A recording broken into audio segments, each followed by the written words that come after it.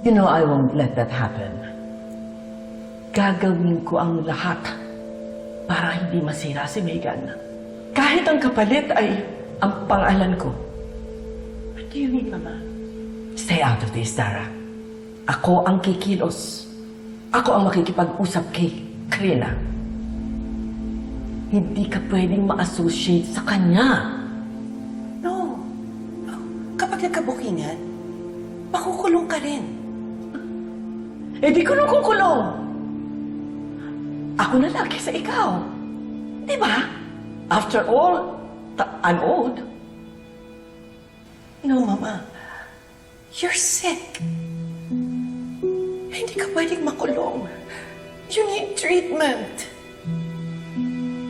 Alam mo,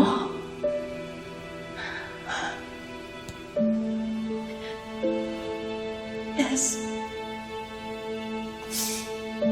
Alam ko na may bone cancer kayo. I was just waiting for you to tell me. ngayon na alam mo na, di hayaan mo na lang ako. Worst comes to worst, I can request for a hospital arrest because of my condition. Basta, hindi ka pwedeng itulong ni Karina. Naintindihan mo? You're willing to sacrifice your name,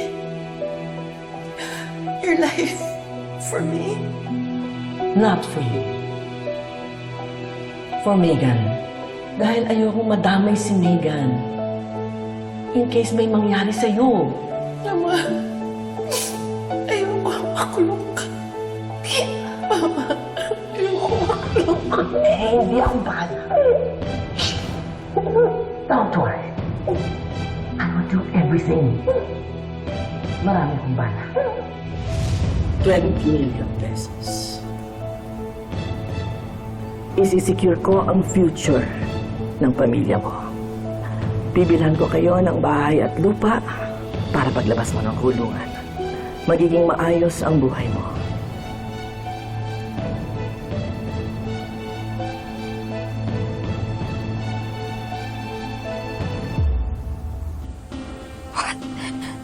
What? Mom, tell me you're lying. Anak, I'm sorry. Pero hindi ko napigilan yung lola mo.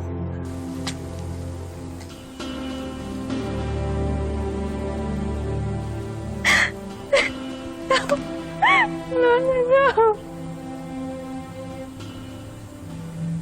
Basta, madam, siguraduhin niyo lang po na nasa maayos na kalagayan ng mga anak ko habang nasa kulungan ako.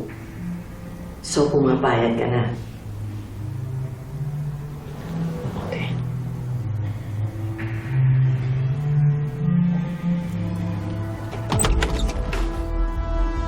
Minji! Amelia, ikaw ang kasabwat ng babaeng to? Ay! Walang iyaw ka! Wala ka na lang si Mama Amelia! Muntik pang matay ang asawa ko dahil sa babaeng to! Yung pala inutusan mo! Walang iyaw ka! Wala kinalaman si Mama Amelia sa nangyari. Ako po lahat yun. Ha? Ba't kayo magkasama? Ba't kayo mag-ausap? Dito? Miss Minchi, makinig kayo sa akin. Matagal na kami magkakilala ni Mama Amelia. Fan po ako ni Dio noon. Ma'am, makinig po kayo sa akin. Kakilala ko na po siya matagal na. Kaya ko lang po siya kausap ngayon kasi humingi po ako ng tulong kasi hindi ko na po kaya bayaran yung abogado na binigay sa akin ni ate. Hindi! Huwag na huwag mong pagtatakpan ang masamang babaeng to! Minchi, wag po! Tumigil ka na sa mga binibintang mo, Minji. Amelia, huling-huli na kayo. Magsisinungaling ka pa rin? Ha? Inutusan mo tong Karinang to! Jenny! Hindi lahat ng sinasabi ng nanay mo ay totoo.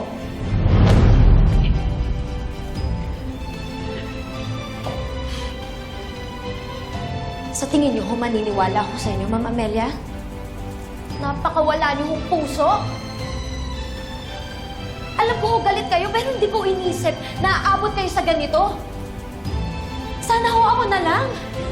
Ako na lang ho yung sinaktan niyo at hindi yung nanay ko dahil hindi na ho siya kasing lakas katulad ng dati. At lalong-lalo, wag na wag ho si Papsi dahil wala siyang kasalanan sa inyo. Wala. Nasaan ho ang konsensya niyo?